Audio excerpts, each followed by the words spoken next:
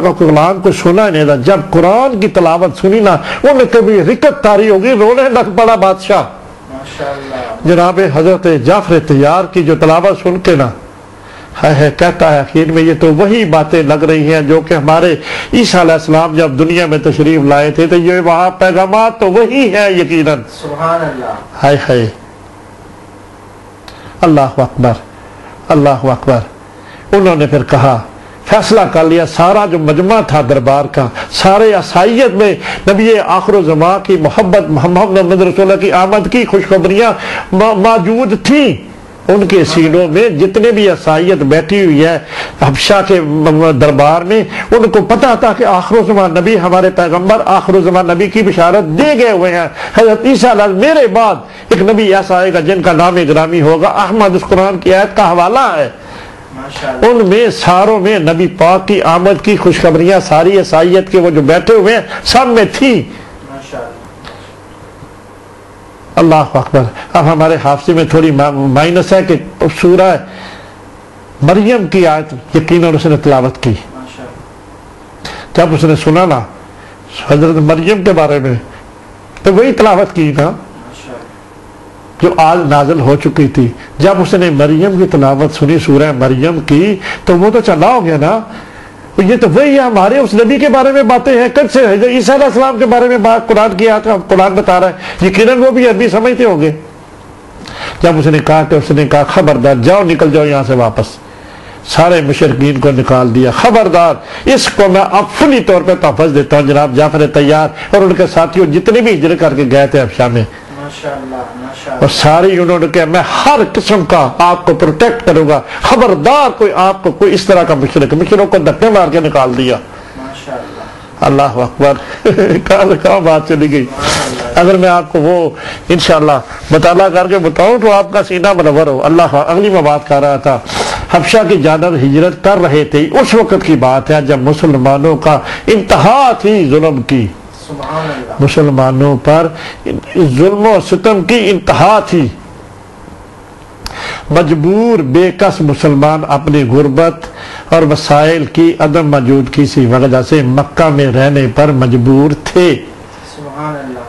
کیا کچھ کریں گے اس میں سے. اللہ اکبر. اگلے لکھا ہوا ہے ان مسائل پر حضرت ابو بکر صدیق کا دل بھی مکہ کی زندگی سے اٹھ گیا. سبحان اللہ. جناب حضرت ابو بکر صدیق کی بات آپ کے سامنے آنے لگی ہے کہ اس وقت جب اتنے ظلم ہو رہے تھے مکہ میں, اس وقت کی بات جناب حضرت ابو بکر صدیق کی اس وقت کی کیفیت میں آپ کے سامنے پیش کر رہا ہوں. دل اٹھ گیا نا. ہم نے کیا گناہ کیا ہے جو اللہ کا رسول کہتا ہے کہ بت چھوڑ دو. لاجک تو یہی ہے نا, یہ بت ہمیں کیا دیتا ہے, ذی شعور یہ کہہ سکتے ہیں نا, ذی شعور ذہن تو یہی کہتے ہیں جو اللہ کے رسول کہتے ہیں کہ بت چھوڑ دو. نہ کوئی ہمیں نفع دے سکتے ہیں, نہ آپ کو کوئی نقصان دے سکتے ہیں. ایک خدا کی وحدانیت کا اقرار کر لو, خدا ان کو نظر تو نہیں آتا نا. یہ کنفلکٹ لگتا تھا کہ اس خدا کو ہم نے دیکھا ہی نہیں ہے, محمد رسول اللہ جو کہہ رہے ہیں ہمیں کیا پتا کون ہے کون نہیں.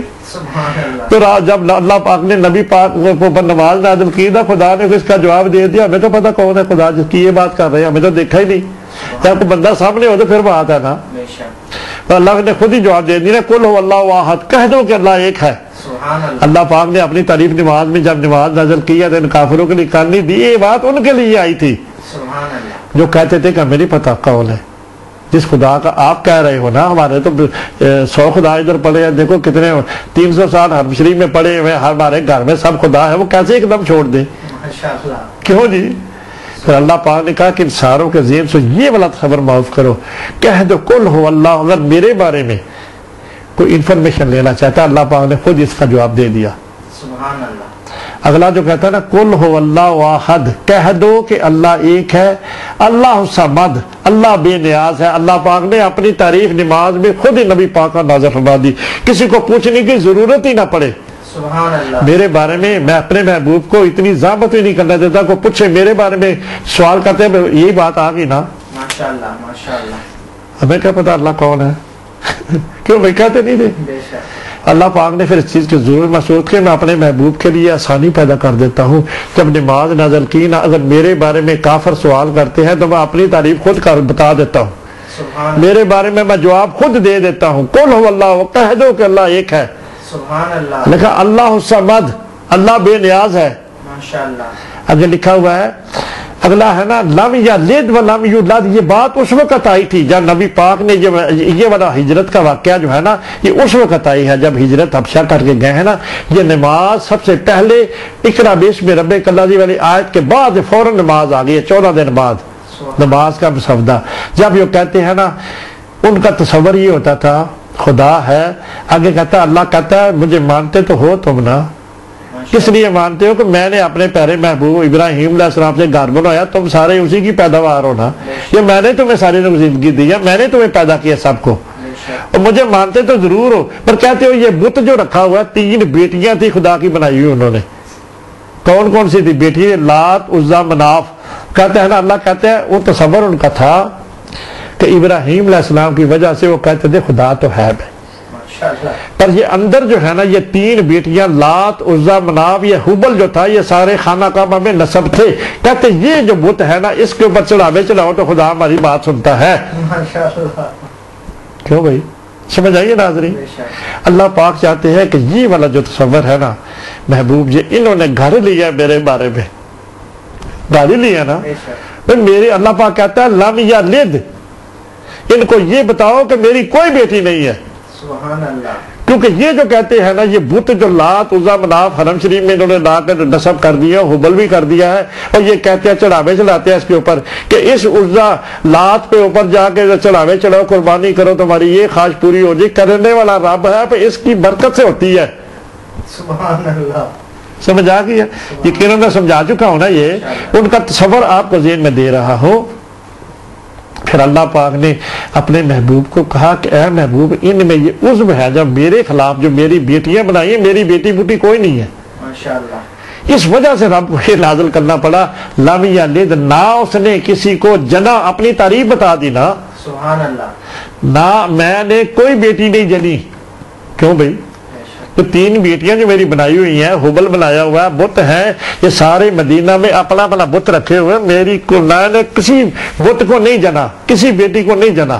ماشاءاللہ. سنے نا ناظرین، سمجھ آ رہی ہے آپ کو؟ اگلی بات جو دے ہے لم یلد، نہ اس نے کسی کو جنا، اس نے کوئی بیٹی نہیں جنی. جب تم میری بیٹیاں بناتے ہو محبوب ان کے ذہنوں سے معاف کرو، میری کوئی بیٹی نہیں ہے.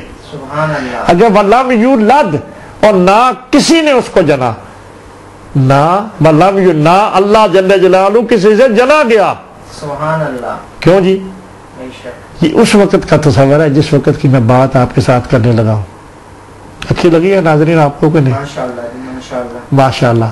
آپ کو اس کے بارے میں بات کر چکا ہوں. اللہ کے فضل سے میں نے جو DVD بنائی ہے وہ جو نا نور محمدی کیوں تخلیق ہوا، وہ DVD دے کے دیکھے نا، یہی باتیں میں نے اس میں بھی کی ہوئی ہیں اللہ کے فضل سے.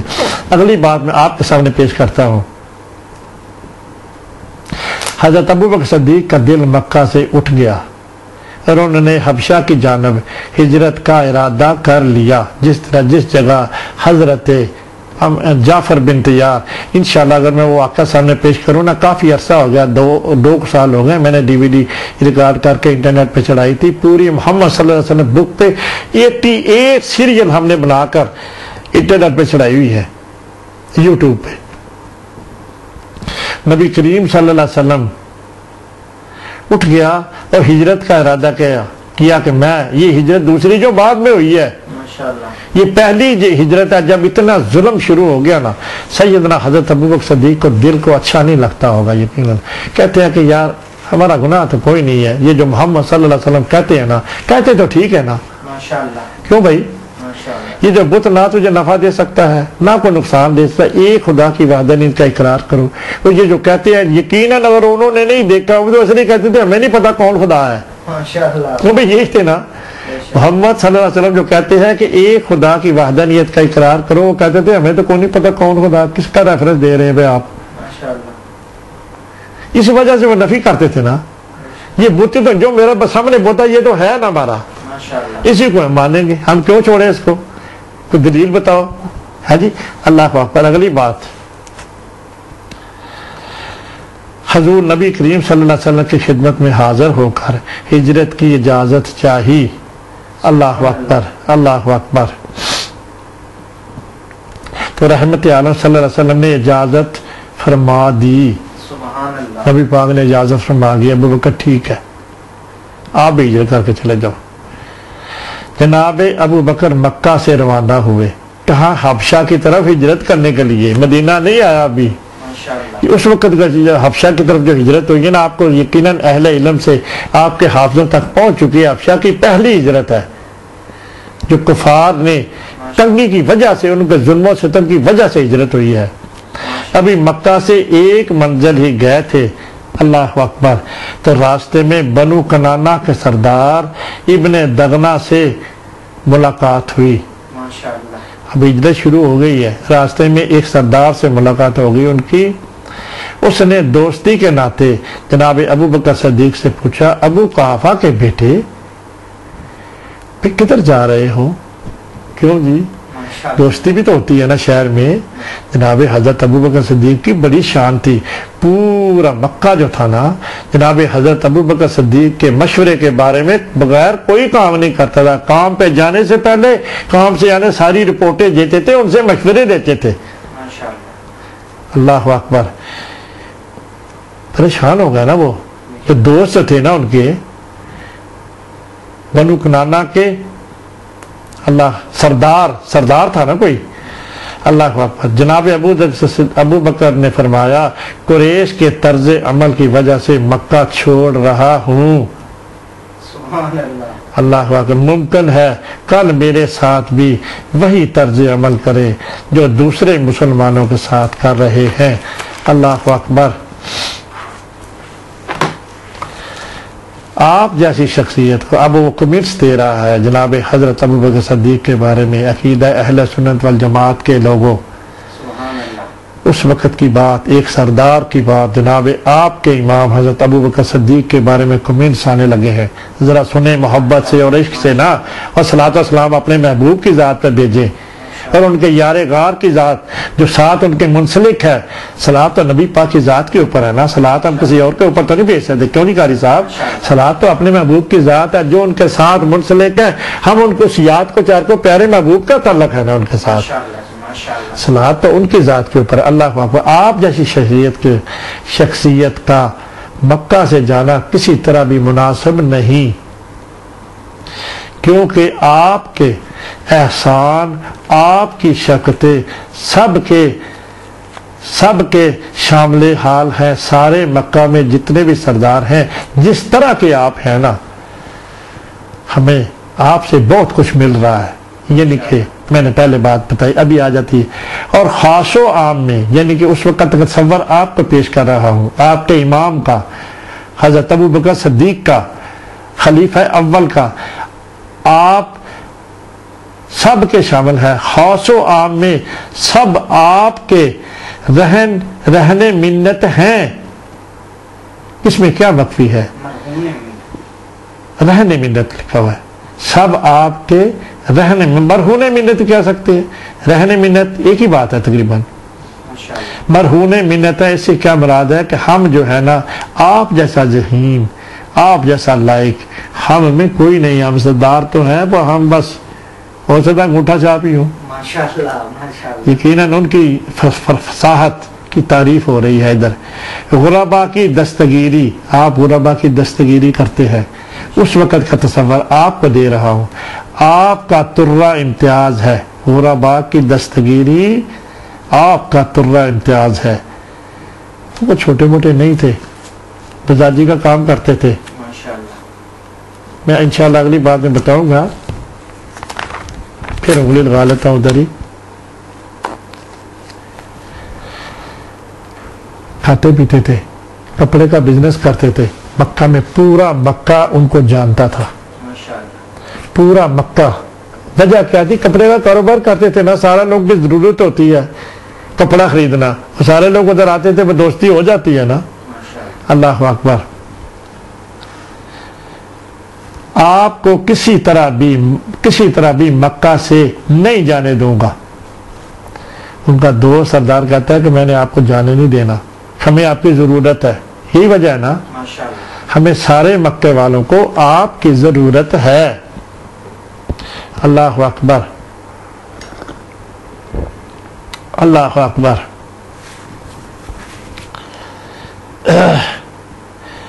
اس نے پھر کیا کیا؟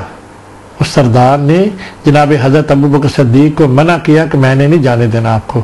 وہ کہتا ہے آپ کو اگر آپ کو خطرہ ہے کہ دین حنیف آپ قبول کر چکے ہیں، آپ کو جس طرح حضرت بلال کو تکلیفیں دی جا رہی ہیں، اس طرح آپ کو اگر کوئی خدشہ ہے تو میں آپ کو اپنی اما میں لیتا ہوں۔ سبحان اللہ۔ سمجھ آ گئی بات ناظرین؟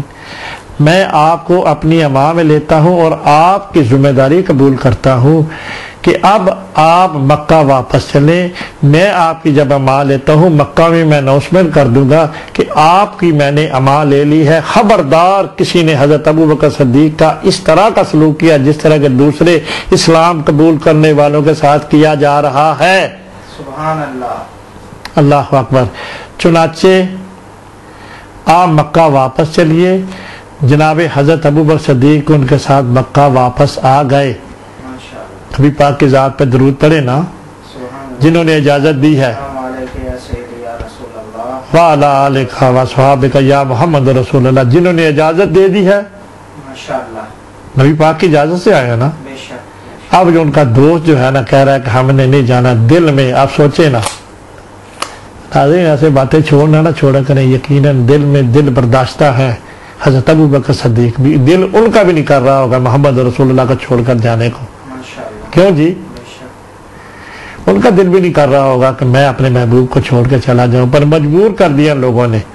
اب دیکھیں ذرا سا اما ملا نا، تحفظ ملا تو ایک منٹ میں راضی ہو گئے۔ کیوں بھائی راضی نہیں ہو گئے؟ کہتے ٹھیک ہے، مکہ واپس آ گئے ایک سیکنڈ میں ہی۔ ذرا کا تحفظ ملا تو اندر کی جو بات تھی نا وہ باہر آ گئی نا، دل ان کا بھی نہیں کر رہا تھا۔ اللہ اکبر، اللہ اکبر۔ مگر واپس آ کر ابن دغنہ نے اعلان کیا کہ اے اہل مکہ سن لو کہ میں نے ابو قحافہ کے بیٹے کو اپنی اما میں لیا ہے اور میں ان کی ذمہ داری قبول کرتا ہوں۔ سبحان اللہ۔ اب کوئی ان سے معارض نہ ہو، یعنی کہ ان سے کوئی جھگڑا نہ کرے اور نہ انہیں ستائے اور نہ انہیں کوئی اذیت دے، ٹھیک ہے؟ کیونکہ میں بھی ایک سردار ہوں۔ غور رکھیں اس بات پہ، ایک سردار جو ہے جناب حضرت ابوبکر صدیق کو تحفظ دے رہا ہے۔ اگر کسی نے ایسا کیا تو میری مخالفت کو دعوت دے گا۔ سبحان اللہ۔ ہوگی نا پروٹیکشن؟ کیوں قاری صاحب میں نے جو بات ابھی کی ہے کہ ان کے دل میں جو دل تو نہیں کر رہا ہونا جان کے نبی پاک کو چھوڑ کے دل نہیں کر رہا، پر وہ بس دل برداشتہ ہوئے تھے نا۔ دیکھو نا جی، کوئی آدمی دل برداشتہ ہوا نا، کوئی آگے تھوڑا سا سہارا دیتا اور ٹھو کھڑا، کوئی گل نہیں، اور جوان ہو، پنجابی کی گل نہیں جی، جوان ہو پھر دلوں دلاسا نہیں آ جاتا، ٹھیک ہے یار باقی گل صحیح کرنا، دل خیال آ جانا نا۔ انہوں نے یقیناً دل نہیں کرتا، انہوں نے ذرا کو پروٹیکٹ کیتا نا تو انہوں نے کہا ٹھیک ہے چلو میں لگا چلنا۔ میرا دل تو پہلو نہیں کرتا، میں تو مجبور ہو کے نکلیا سا، انہیں تو ظلم و ستم میرے کو ویکھے نہیں جاندے، میں ویکھ نہیں سکتا جو مظالم میرے جنہیں اسلام قبول کر رہے حضرت عبداللہ بلال دی گل ہے جی۔ اللہ اکبر،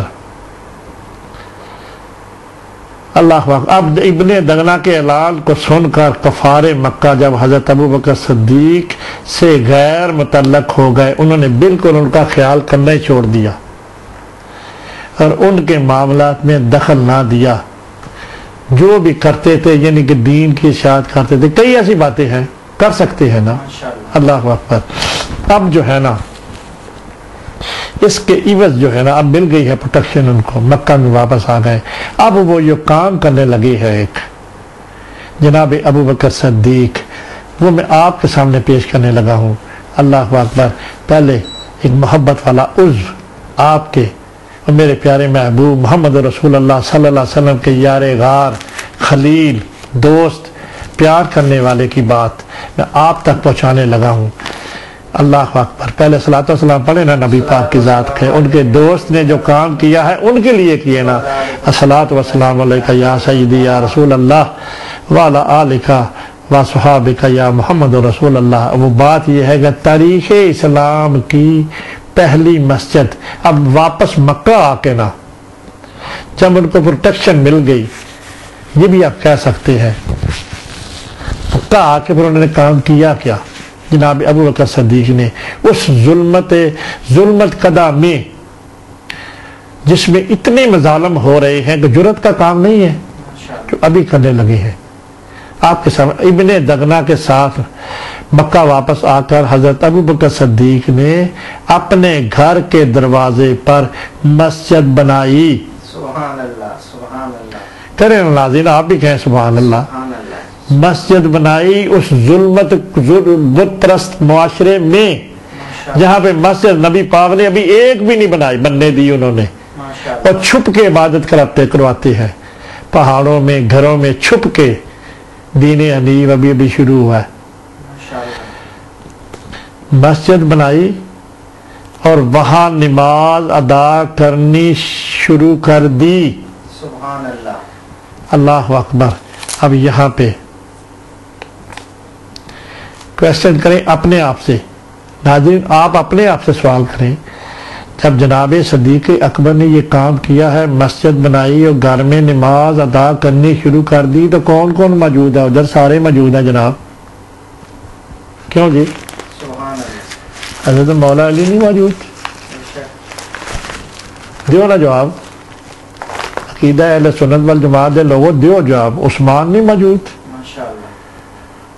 حضرت عمر فاروق نہیں موجود؟ کیوں جی؟ ماشاءاللہ. سارے موجود نے. جمعیت صحاب دی موجود ہے کتھے؟ مکہ دے وچ. وہ سارے ظلم سہندے نے, ہلے ہجرت ابھی ہجرت کر کے نہیں گئے سارے, کوئی بھی نہیں ہجرت کر کے گیا. ابھی تو ہجرت کا حکم ہی نہیں ہوا, ابھی تو حبشہ کی طرف گئے تھے نا. جناب جعفر تیار گئے ہیں, حضرت عثمان بھی گئے ہیں ان کے پیچھے ہجرت کر کے. لیکن باقی بت پرست معاشرے میں جس نے جرت کی ہے, کس نے کی ہے؟ آپ کے میرے امام نے کی ہے. سبحان اللہ. اللہ اکبر. مسجد بنا لی. اللہ اکبر. وہی تلاوت قرآن کریم کرنے لگے اس دین کی فراوانی کے لیے. گھر میں ہی مسجد بنا کے نا تلاوت قرآن پہ کرنے لگے. کس نے جرت دی ہے؟ اللہ جل جلالہ من والہ نے, اور نبی پاک کے عشق نے دی ہے جرت. نبی پاک کی کالی کالی زلفوں نے جو مکھڑے کو دیکھتے تھے ان کا دل کرتا تھا کہ آقا دو جہاں محمد یا رسول اللہ, میرا دل کرتا ہے کہ میں اپنے سارے یار دوستوں کو لے کے آؤں آپ کے پاس اور آپ کے اس دین حنیف میں آ کے شامل ہو جائیں, کیونکہ میں جانتا ہوں میں کاروباری آدمی ہوں. میں نے سارے مکے کے سرداروں کو میرے دوست ہیں, میرے جاننے والے ہیں. میرا دل کرتا ہے کہ میں سب کو جا کے لے کے آئے پھر. اور یہ بھی عضو ہے, اس دین کا عضو ہے نا جی. گھر میں اس بت پرست معاشرے میں ایک علانی ہے نا, نماز پڑھانا اور قرآن مجید کی تلاوت شروع کر دینا, یہ کوئی چھوٹی بات نہیں ہے. آپ کے محبوب کے سیار غار کی, عقیدہ اہل سنت والجماعت کے رہبر کی سنے نا, کون نہیں جوش مارتا ناظرین آپ کا؟ ماشاءاللہ. ان کا جو کام کیا آپ کے سامنے پیش کر رہا ہوں. چونکہ جناب حضرت ابو بکر صدیق خوش آواز تھے, یہ بھی تصدیق ہوگی, بہت سونا قرآن پڑھتے سن, اور آپ کی آواز میں رقت بھی تھی. اللہ اکبر. الصلاۃ والسلام علیک یا سیدی یا رسول اللہ. آپ کے سیار غار کی تعریف ہو رہی ہے.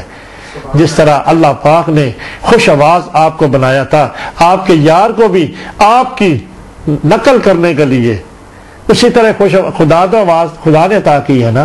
یہ اللہ کی عطا کی بات ہو رہی ہے نا. جس طرح نبی پاک کو خوش آواز ہونا ایک بہت عظیم کام تھا, اس طرح جناب دوسروں کے جب بات ہے, یہ نبی حضرت عثمان بھی پڑھتے ہوں گے, مولا علی بھی پڑھتے ہوں گے, جن کی بات ہمارے سامنے بھی تو انہیں کی بات کریں گے نا.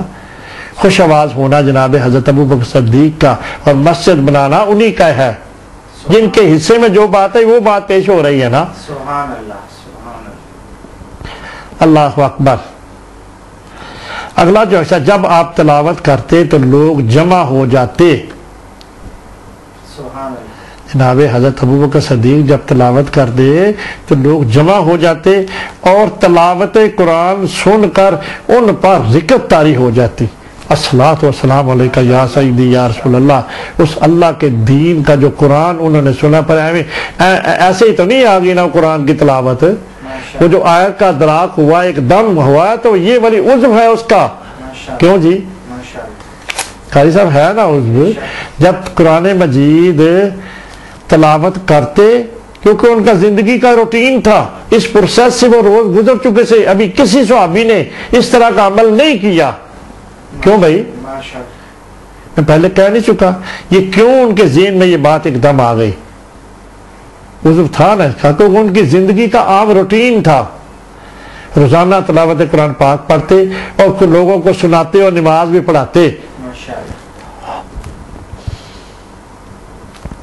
یہ رکت طاری ہو جاتی. قریش کے لوگوں نے جب یہ دیکھا کہ لوگ جو ہے نا چلے ہو جاتے ہیں نا حضرت ابوبکر صدیق کی جب تلاوت ہوتی ہے تو سارے لوگ جمکٹا ہو جاتا ہوگا. کیوں بھائی؟ ان کے گرد گھر کا جمکٹا ہو جاتا ہے. لوگ وہاں پہ جب وہ بلند آواز سے قرآن مجید پڑھتے ہوں گے تو لوگ سننے کے لیے روز آ جاتے ہوں گے. اللہ کا کلام ہے سچا، تو ان کافروں کے اندر جب پہنچتا ہوگا تو ان کو اچھا تو لگتا ہوگا نا. اللہ اکبر. تو جناب ابوبکر صدیق نے کہا، قریش کے لوگوں نے جب یہ دیکھا یہ تو کام خراب ہونا شروع ہو گیا. اس دین محمد دی جو جس نو اسی روکنے آ یہ جناب ابوبکر صدیق تے دیکھو نا جی ہن گھر وچ ہی کام شروع کر لیا انہوں نے. تو جرت کس کیتی ہے؟ کائی خدا میں تے کیتی اس سے پہلے سردار نے نا، جرا سارا پہلا خلیفے نے. اللہ اکبر. کافروں نے جب یہ دیکھا، ابو قحافہ کے بیٹے تم لوگوں کو بٹکا کر محمد صلی اللہ علیہ وسلم کے دین کی طرف لا رہے ہو. سبحان اللہ سبحان اللہ. اس بات کو سمجھ آ گیا. ابو قحافہ کے بیٹے یہ جو روز تم تلاوت کرتے ہو، نماز پڑھتے بھی ہو، پڑھاتے بھی ہو، تم اس محمد صلی اللہ علیہ وسلم کے دین کی لوگوں کو بٹکا کر بت پرستی چھڑا کر ہمیں دین محمد کی طرف لا رہے ہو. پڑھو نا صلاۃ و سلام علیکہ اس نبی دی ذات دے اوتے جدے واسطے حضرت آپ کے میرے محبوب کے محبوب سردار. اللہ اکبر. وہ کیا لفظ ہے جی ان کا جو اللہ اکبر، ان کے خلیل ہی ہے نا جو نبی پاک نے خود استعمال کیا ہوا ہے، خلیل کا لفظ. اللہ اکبر. جی والا اب جو ہے نا جس نے اس کی امان لی ہوئی ہے نا اس کے لیے مصیبت بن گیا.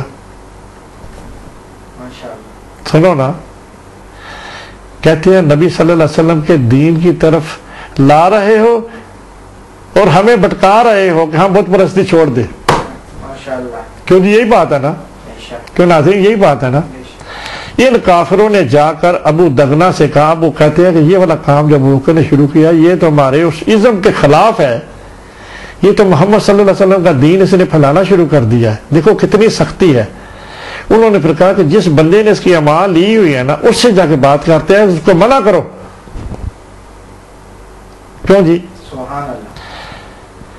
ابدغنا سے کہا کہ تم نے ابو قحافہ کے بیٹے کی امان کی ذمہ داری قبول کر کے سب کو مجبور کر دیا ہے، اب کوئی ان سے کچھ نہیں کہہ سکتا. وہ تلاوت کر رہے ہیں، اب تم کہہ رہے ہو کہ میں نے اس کی امان لی ہوئی ہے، ہم کو مجبور کر دیا، مجھ کہہ بھی نہیں سکتے اس کو کچھ تمہاری امان کی وجہ سے. اب تو انہوں نے گھر سے باہر مسجد بنا لی ہے. اب وہ الان وہاں نماز ادا کرتے ہیں اور تلاوت قرآن مجید کرتے ہیں اور اس کی تلاوت سن کر لوگ جمع ہو جاتے ہیں. اس تلاوت کا یہ اثر ہو رہا ہے. آپ کے اور میرے پیارے محبوب محمد رسول اللہ صلی اللہ علیہ وسلم کے جو خلیل ہیں ان کا یہ عمل کافروں میں ہو رہا ہے. کس نے کیا ہے؟ اگر کسی اور کی ہے تو بات ہونی چاہیے نا ادھر.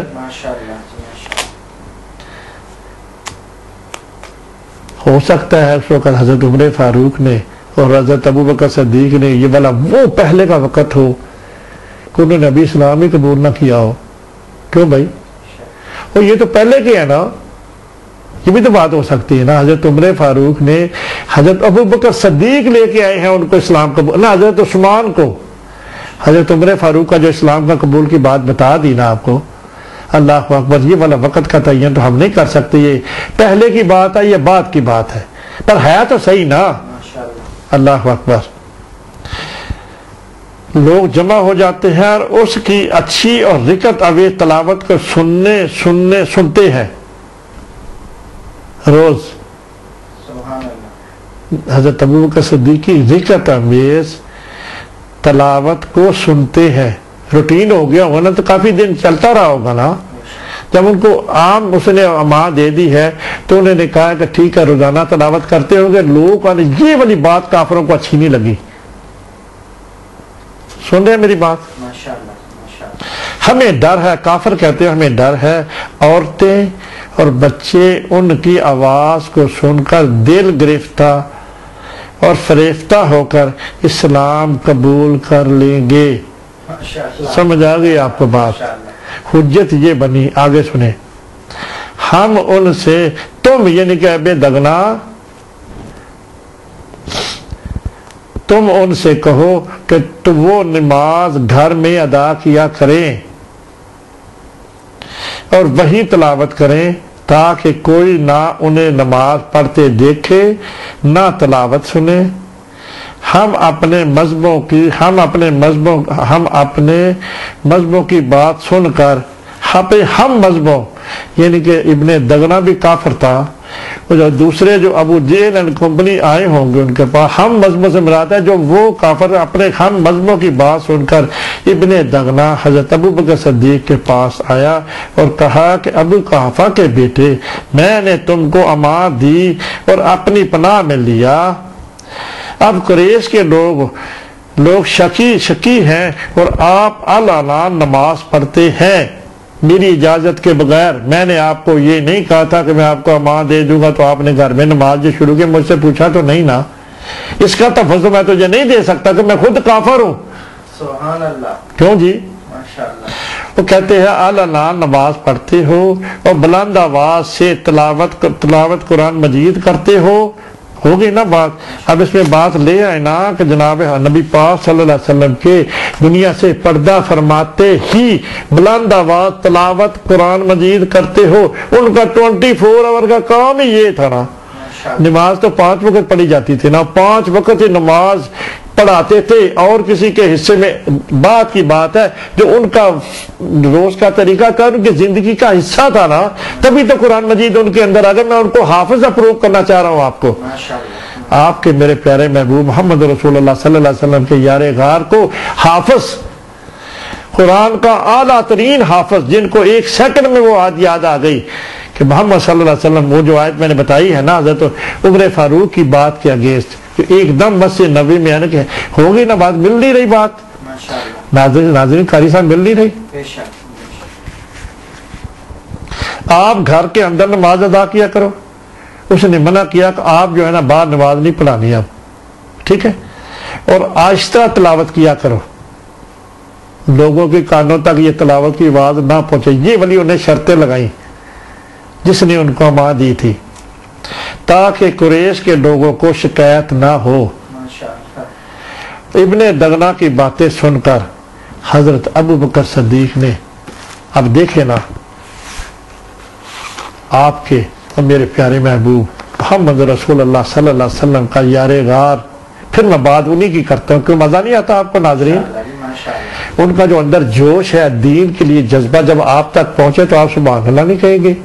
واللہ جن کی کوششوں سے، جن کی محنتوں سے یہ دین حنیف آج پہنچا ہے، آج آپ کے پاس ہے، اور جنہوں نے کوشش کی ہے ان کی ذات اقدس پر ان کی شان جو ہے وہ ہم جو ہے نا ان کی تعریف بھی تو کرنی چاہیے نا آپ کو، کیوں بھائی؟ اور جس دین کے عوض سب کچھ ہو رہا ہے، ابھی ہم نہیں زیادہ باتیں کرنا چاہتے، یہ دین ہمیں تو ملا ہے نا، ہم پر آیا تو نہیں نا، آیا تو محمد رسول اللہ صلی اللہ علیہ وسلم پر آیا ہے نا، اور ان کے ساتھیوں نے جس طرح کیا وہ گھڑیاں بھی تو آپ کو پتہ چلے یہ اتنا سستا دین نہیں تھا، بہت کچھ لوگوں نے قربانیاں کی ہے اور بہت کچھ ہمتیں کر کے یہ دین ہم تک پہنچا ہے۔ جو صحاب کی جو محنتیں ہیں آپ تک پہنچے نا تو آپ کو پتہ کیسے چلے؟ اگلا لکھا ہے، انہوں نے فرمایا، حضرت ابوبکر صدیق نے فرمایا، امن جب بات سنی نا کہ آہستہ تلاوت کرو، سنو نا جی، پہلی شرط لگائی اس نے گھر کے اندر نماز ادا کرو، دوسری شرط آہستہ تلاوت کرو. یہ تو دل نو اگر جکڑن والی گل ہے نا کسی نو، کیوں جی ناظرین جکڑن والی گل نہیں. سارا کام جہاں انہی طبیعت کے خلاف ہو رہا نا انہوں نے کہ وہ نہیں چاہتے کہ میں گھر کی تلاوت چھوٹی کرا. اچھا اگلی کہتے ہیں یہ ذرا دو کام نے، نہ نماز گھر میں پڑھو اور تلاوت آہستہ کرو تاکہ کافروں کو آپ پر اعتراض نہ ہو. تو جناب ابو بکر صدیق اب کیا کہنے لگے ہیں، پڑھے نا پہلے صلاۃ والسلام اپنے محبوب محمد رسول اللہ کی ذات اقدس پر اور اس کے یار غار کے اس کارنامے پر. درود تو نبی پاک کی ذات کے اوپر ہے، الصلاۃ والسلام علیکہ یا سیدی یا رسول اللہ. اور ان کے جناب محمد رسول اللہ کے اس یار غار نے جب جواب دیا ہے آپ کا ایمان تازہ ہوگا نا اس کے بعد. اللہ کہتے ہیں فرمایا میں امن کے معاہدے کو ختم ہی کر دیتا ہوں جو تم نے میری امان لی. اگر تم مجھے منع کرتے ہو نا قرآن آہستہ پڑھو، نماز اندر پڑھو کر کے، میں جو تم نے میرے ساتھ امان کا معاہدہ کیا ہے میں اس کو توڑتا ہوں، پر میں اس کام کو باز نہیں آ سکتا. الصلاۃ والسلام علیکہ یا سیدی یا رسول اللہ. امن کے معاہدے کو ختم کرتا ہوں، تمہاری پناہ سے آزاد ہوتا ہوں. آگے لکھے حضرت ابو بکر صدیق جو اپنی زبان سے الفاظ ادا کرنے لگے ہیں اس نے وہی ہے نا تحریر میں کہتے ہیں میں نماز اور تلاوت کے معاملات میں اپنے معمول میں تبدیلی نہ کروں گا. سبحان اللہ سبحان اللہ. ہے نا جان اس بات میں. اور جنہوں نے محنتیں کی ہوئی ہیں ان کی بات بھی تو آپ کو تک پہنچنی چاہیے، پتہ تو ہونا چاہیے نا. میں نماز اور تلاوت دو میرے تو شرطیں لگائی ہیں نا تم نے مجھے منظور نہیں ہے. اللہ اکبر. اپنے معمول میں تبدیلی نہ کروں گا اور مکان کے بیرونی حصے میں نماز ادا کرنے سے باز نہ آؤں گا. اور قریش سے کہہ دو کہ میرے ساتھ جو ان سے ممکن ہے کر لیں، مجھے کوئی پرواہ نہیں ہے کسی بات کی بھی. سبحان اللہ سبحان اللہ. کیوں جی ناظرین آپ کو مزہ آیا کہ نا؟ دو نا جواب سمجھ آئی ناظرین؟ نفی کی تھی جناب حضرت ابو صدیق نے. اب میں آپ سے یہ کویسچن کرتا ہوں آپ کے ذوق کے لیے، یہ والی اتنا عزم اتنا پختہ جو ان کو پتہ ہے کافر میرے اوپر ظلم بھی شروع کر دیں گے، یہ والی پختگی جو آئی ہے کہاں سے، یہ بات کہاں سے ملی ہے انہیں؟ قاری صاحب دیو نا جواب. دوسری بالکل بیٹھے ہو آپ جواب دیں نا کہ یہ جو کہہ رہے ہیں کہ میں گھر کے اندر نماز نہیں پڑھوں گا اور جو میرے معمولات ہیں اس میں کوئی کمی نہیں کروں گا، میں نماز اور تلاوت کے معاملات میں اپنے معمول میں تبدیلی نہ کروں گا. اب ایک میں بات یہ کہاں سے اندر ان کے آئی اس کا عذر میں بتاتا ہوں. بتاؤں کیوں ناظرین؟ آپ کے میرے پیارے محبوب محمد رسول اللہ صلی اللہ علیہ وسلم جب دین کا کام شروع کیا ہے نا تو کافروں نے بھی حضرت ابو طالب کو بچا کے شکایتیں شروع کر دی. 3 دفعہ گئے ہیں، تیسری دفعہ جب گئے ہیں نا تو انہوں نے کہا کہ اے محمد، اے ابو بکر، اے ابو طالب، آپ کے بھتیجا ہمارے بتوں کو برا کہتا ہے اور ہماری برداشت یا باہر ہو گئی ہے، ان کو منع کر لیں نہیں تو ہم، یہ آخری بات ہے تیسری وقت. جب محمد رسول اللہ نے سنا نا اپنے چچا کی زبان سے پھر ان کو بلا بھیجا کہ اے بھتیجے یہ جو دین آپ لے کے آئے ہیں نا اس میں تھوڑی سی نرمی اختیار کریں. چچا تو میں ہوں نا آپ کا، چچا تو ہوں نا، یہ تو خدا کی طرف ہے، چچا تو ہوں نا، اور میرے دل میں آپ کے لیے عشق بھی ہے اور میرے دل میں آپ کے لیے پیار بھی ہے. اب یہ جو کافر مجھے دھمکی دے گئے ہیں، اے ابو طالب اگر تم نے اپنے بھتیجے کو منع نہ کیا نا تو خدا نخواستہ ہم جو ہے نا ان کا وہی والی بات جو خار کا معاصرہ کیا ہے. اس کے بعد یہ ہوا ہے. اب اس بات کو سن کرنا پہلے تو حضرت ابو طالب ان کی مدد کرتے رہے کہ تھا ان کو وہی تو یاد تھے. جناب عباس نے تو اسلام ہی قبول نہیں کیا، وہ تو مدینہ میں جا کے ہونا ہے. حضرت امیر حمزہ ہے، یہ کہ ہو سکتا ہے اس وقت انہوں نے کیا ہے یا نہیں کیا، ترکیبی ذات ہے نا. اور اتنا بڑا سمندر، اتنی بڑی کائنات، مکہ کا کفرستان ان کے مخالف ہے. دیو نا جواب. ہے نہیں؟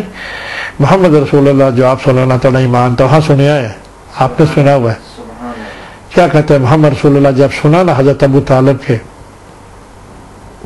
اندر کی بات، بچوں ایسے محسوس کیا کہ جو کافر ہے نا اب چھا گئے ہیں میرے چچا کے اوپر، جو میری ان معاونت کرتے رہے ہیں، اب مجھے لگ رہا ہے، ایسے لگ رہا ہے کہ میری اب مدد نہیں کریں گے، میرے ساتھ تعاون نہیں کریں گے اس میرے دین حنیف کے پھیلانے میں، یا میری طرف داری نہیں کریں گے۔ ٹھیک آگے سمجھ؟ جب محمد صلی اللہ علیہ وسلم نے دل ازردہ ہو کر کہا کہ اے چچا جان، جو کافر آپ کو تیسری دفعہ آئے ہیں، جو کہہ گئے ہیں نا محمد صلی اللہ علیہ وسلم کو منع کر لو، نہیں تو ہم اگلی بات سنے سمجھے۔ تو محمد صلی اللہ علیہ وسلم جو سٹیٹمنٹ دی ہے نا اپنے چچا کو، وہ یاد کرے، وہ کیا تھی؟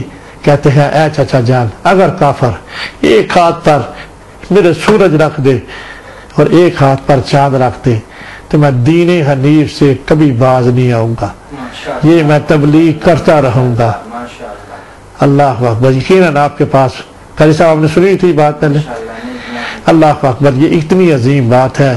جب یہ بات کر دی نا آقا دو جہاں ازردہ ہو گئے، آنکھوں سے آنسو آ گئے، میں دل برداشتہ ہو گئے نا کہ منو لگتا ہے اس طرح کہ میرے چچا ہوں میری مدد نہیں کر دینا، آنسو جس کلی آئے نا بچوں تو کہ گل کے وے لا الہ الا اللہ محمد رسول اللہ، وہ تو چھوڑ دیو، نبی پاک نے خلاف مخالفت کسی بھی نہیں چاہیے نا، اس کام سے مخالفت، اس کام سے مخالفت تھی۔ اب جب ان کے آنسو دیکھے نا محمد رسول اللہ صلی اللہ علیہ وسلم کی آنکھوں سے، جب حضرت طالب بھی تو بیٹھے ہوں گے، جب بلایا ہوگا نا دونوں چچا اور بھتیجوں کے درمیان جب بیٹھے ہیں، حضرت طالب اس کے چہرے کی طرف دیکھ رہے ہیں نبی پاک کے، جب ان کی آنکھوں سے جب آنسو نکلے، حضرت ابو طالب ہے نا ایک آنسو نکلے اور اٹھ کے چلے گئے۔ حضرت ابو طالب نے وہ آنسو دیکھے، آپ کے میرے پیارے محبوب کے آنکھوں کے اس چہرے کی کیفیت بھی دیکھی کہ میرا جب بھتیجا مایوس ہو کے ازردہ ہو کے اس بات کافروں کی بات سے چلا گیا ہے۔ اب دیکھو یہ باتیں کسی جگہ نہیں لکھی ہوئی، جب حضرت ابو طالب نے آنسو دیکھے ہیں نا تو محمد رسول اللہ صلی اللہ علیہ وسلم کا جو چہرہ اقدس تھا پریشان اس بات پہ، چچا کی بات، اور کون تھا ان کا؟ ہے حضرت ابو طالب کے اندر جو ہے نا کھلبلی مچ گئی، وہ جو عشق تھا نا اپنی پدری عشق، اپنے بھائی کے بیٹے کا عشق، وہ جاگ پڑا۔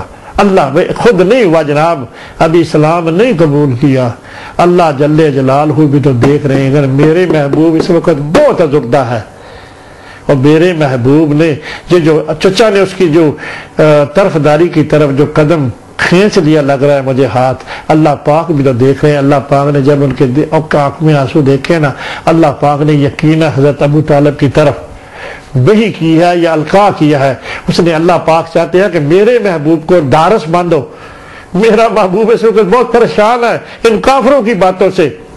اللہ اکبر، جو اندر جو تھی نا کمن کیری بن گئی جی حضرت ابو طالب دے، وہ جڑا پیار سی نا چاچے والا خدا دی طرف اتنا امڈ آیا، ہے پریشان ہو گیا۔ کیا کرے ابو طالب بھائی، وہ مکے دا سردار ہے، ساری شکایتیں ان کے پاس آتی ہیں، وہ ان کو لوگوں کی باتوں بھی، محمد صلی اللہ علیہ وسلم تین پارٹیاں ہو گئی نا، مشرکین ہو گئے، ابو طالب ہو گیا، تو محمد صلی اللہ علیہ وسلم کا پیار ہو گیا، انہیں کہ سردار دی حیثیت نہ انہوں دی گل ان کی بات بھی مانے اور محمد صلی اللہ علیہ وسلم کو بھی نہیں چھوڑ سکتے۔ کیا کرے ابو طالب؟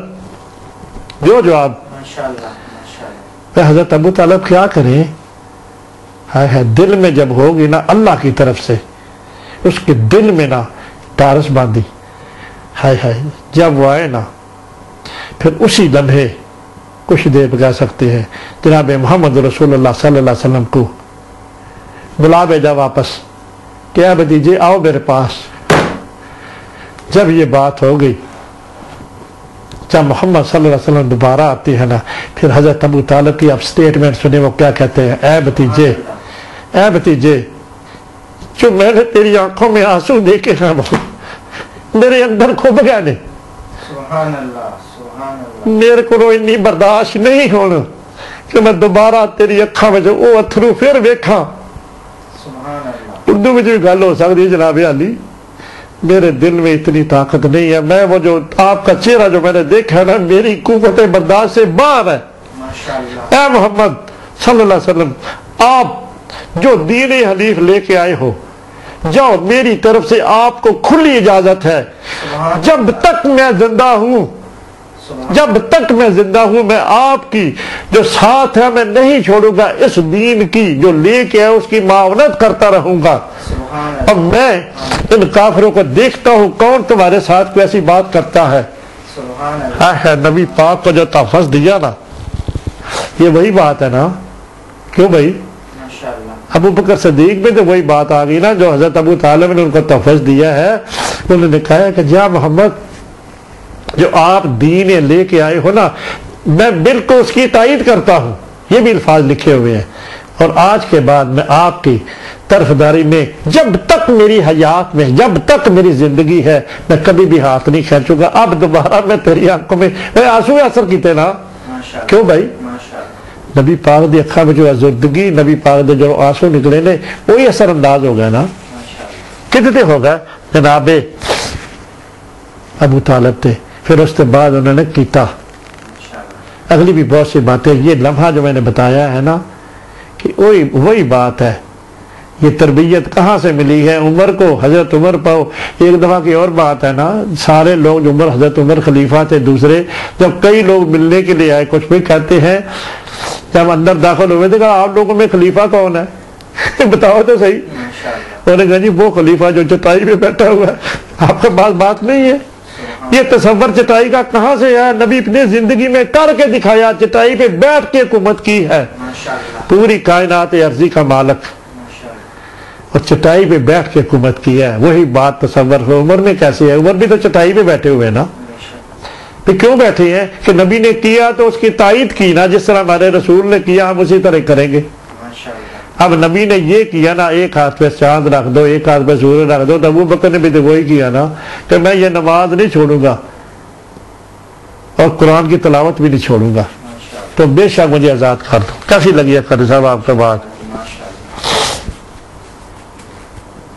اللہ اکبر۔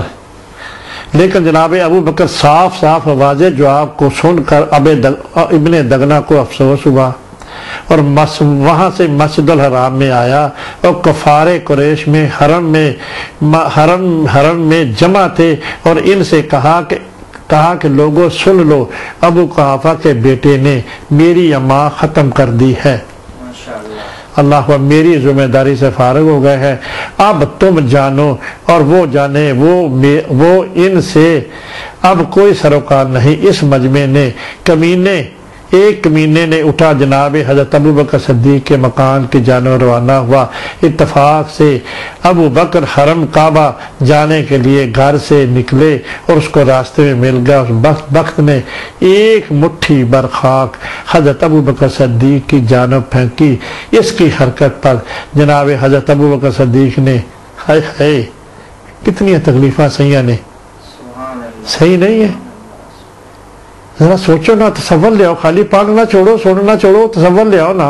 جناب ابو صدیق دی وہ کیفیت لے آؤ نا، ان کافراں دے وچوں جدوں اماں ختم کر چڑیے کس گل دے تے کہ وہ کہتے ہیں کہ میں نے دھیمی آواز میں نماز اور تلاوت میں اس معاملات میں کوئی تبدیلی نہیں چاہتا۔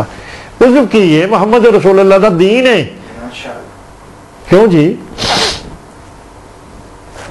جناب ابو بکر صدیق نے آسمان کی طرف منہ کیا، اللہ اکبر، آسمان کی طرف منہ کر کے کہا خداوند اللہ اکبر، تو نے ہی اپنے دشمنوں کو مہلت دی ہے، یا اللہ انہاں دشمنوں تو ہی مہلت دیتی ہوئی ہے۔ کیوں کسی تو کہنے نہ پڑھو لا الہ الا اللہ، غلطی تو اڈی ہے نا جناب علی۔ یا اللہ بات تو آپ کی ہے، ہم یہ کہتے ہیں کہ بت چھوڑ دو، کہو لا الہ الا اللہ، اللہ کی وحدانیت کا اقرار کرو، اللہ کا کوئی شریک نہ۔ بات تو اس میں تو یہ ہے نا، یا اللہ بات آپ کی ہے، ہم جب کہتے ہیں تو یہ ہمیں تنگ کرتے ہیں، یا اللہ آپ نے ان کو تباہ و برباد کرنے کی بجائے ان کو ٹھل دی ہوئی ہے، کیوں جی؟ اللہ اکبر۔ خداوند آپ نے ہی ان دشمنوں کو مہلت دی ہوئی ہے اور اس کے ساتھ نرم رویہ اختیار کیا ہوا ہے، کیا بات نکالو گے؟ اللہ جل جلالہ کہتے ہیں نا کہ میرے محبوب دا کلمہ پڑھنا جے تے اپنی وش نہ پڑھو، تہاڈی آزادی ہے پکی، اگر تھوڑا دل کردہ پڑھو، دل کردہ نہ پڑھو۔ میں زبردستی کرنا چاہوں تو کر سکنا، کیوں بھائی؟ میں اب تانوں زبردستی بھی پڑھا سکنا، پر نہیں، میں نے جنت دوزخ کد واسطے بنائی ہے؟ اس واسطے بنائی ہے نا، چنگا کام کرو گے تو تانوں جنت ملے گی، نہ کرو گے تو دوزخ چھٹنا، تو میں تانوں ہے ہی ہے نا۔ اللہ پاک نے گلا کرتے ہیں حضرت ابو صدیق پہ کہ یا اللہ تسا انہاں نوں نرم رویہ اختیار کیتا، اینا کچھ کر دیں تو پھر بھی تسی اللہ اکبر، تاکہ وہ تیرے دوستوں کو رنج اور تکلیف پہنچائے۔ یعنی کہ حضرت ابو بکر صدیق نے اپنے آپ نے کہا کہ یا اللہ جب میں اپنے تیرے محبوب دا دوست تھا تو بھی دوست نال ہو گیا نا، جب خلیل منو انہوں نے بنایا تو سا تو میں تہاڈا بھی تو خلیل ہے نا، یعنی کہ تیرے دوست، میں نے کہ اپنے دوست نال نبی پاک بھی تو شامل ہے نا۔ یقین انہوں نے کلہ حوالہ بھی کر سکتے ہو، انہوں نے نال بھی کہتے کہ یا تاکہ تیرے دوستوں، اللہ کو دوستوں کی گل آگے، دوست محمد رسول اللہ بھی ہے تو نال اپنی ذات بھی ملا لی نا، نبی پاک کی ذات شامل ہے نا، کلی انہوں نے اپنے بارے تو نہیں گل کرے، آپ تاکہ تیرے دوستوں کو رنج تکلیف پہنچائیں، یعنی کہ مجھے اور آپ کے محبوب محمد رسول اللہ صلی اللہ علیہ وسلم کو رنج پہنچائیں، تکلیف پہنچائیں، اور ان کے ساتھ ایک حرکتیں کرے کہ سارے نال جو حرکتاں کر دینے، یا اللہ تسا انہوں نے ٹھیک دیتی ہوئی ہے، یا اللہ آپ نے ہی اس کو چھٹی دی ہوئی ہے، آپ ان کے لیے کوئی نہ کوئی تو بندوبست کریں۔ یہ وہ جو تھی بات تھی نا،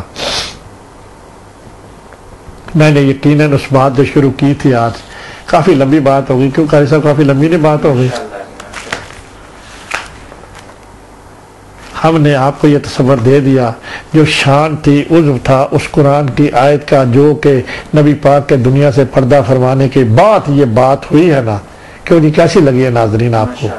ہم نے قاری صاحب کے ساتھ ہم نے ہمارے اللہ پاک نے ذہن میں ڈالی کہ تمام صحابہ کی موجودگی میں حضرت عمر کی قرآن مجید کی آیت کی تلاوت کرنا، جناب ابو بکر کی تلاوت کرنا، اور اس میں شان جو نکلی ہے نا، جو صحیح آیت ادراک تھا، وہ جناب حضرت ابو بکر صدیق کا کرنا کس وجہ سے تھا، یہ تھی وہ وجہ جو میں نے آپ کے سامنے پیش کی کہ قرآن مجید کا گھر میں نماز بنانی، مسجد بنا کے گھر میں نماز ادا کرنا، روزانہ تلاوت کرنا، یہ عجب تھا نا جی، کیونکہ قاری صاحب ایکسپیرینس ہوتا ہے، آپ مجھے بتا، آپ بھی تو قاری ہے نا، جب روزانہ تلاوت کیا جائے تو اس میں ادراک جو ہوتا ہے جی، اس لیے ہوتا ہے کہ روزانہ جو ایک چیز کی رویت کی جائے تو اس میں تازگی رہتی ہے نا، اور اس میں ہر چیز اندر رہتی ہے۔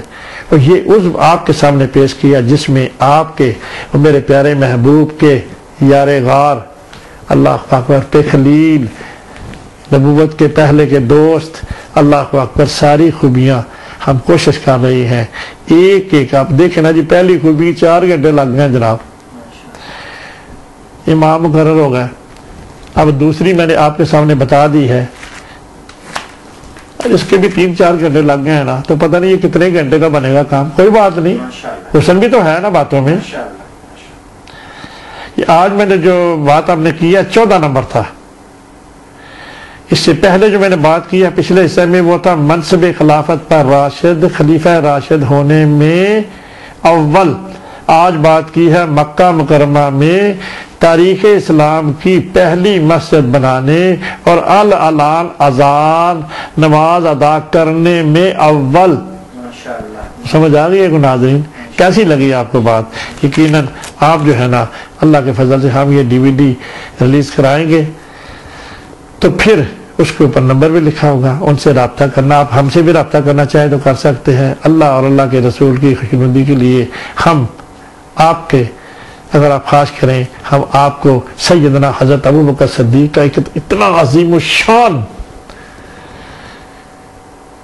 جلسے میں آپ بلا لیں وغیرہ، بلا سکتے ہیں تو بلا لیں، تو انشاءاللہ آپ کو اس طرح کی باتیں خدا کے فضل سے سیدنا کی شان بتائیں گے، تو زبانی نہیں کریں گے، پڑھ کے بتائیں، زبانی بھی تو کافی ہو جاتی ہے نا جی، اب کتنی میں نے، پر اس میں کئی کمیاں رہ جاتی ہیں، کمیاں جو مختلف حافظوں کی مدد سے گفتگو پہنچتی ہے، پر اس میں پھر وہ والا تصور تو نہیں مل سکتا نا۔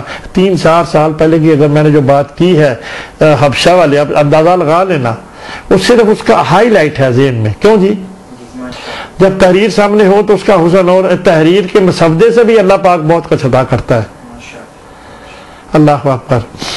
اب میں چاہوں گا کہ میں نے جو عزم آج کیا تھا، جو ارادہ کیا تھا، آپ کے سامنے پیش کر دیا کہ جناب صدیق اکبر کی جو ذہانت، تدبر اور جو قرآن کی ادراک کا امیڈیٹلی طور پہ آنے کا، ان کو میں نے آج حافظ جو ہے نا قرآن مجید کا اور خوبصورت قرآن پڑھنے کا، یہی بات آئی نا اس میں گفتگو میں، وہ بھی آپ کے سامنے پیش کر دیا۔ اب انشاءاللہ تعالی اگلا حصہ میں کروں گا کوشش۔ اللہ اکبر۔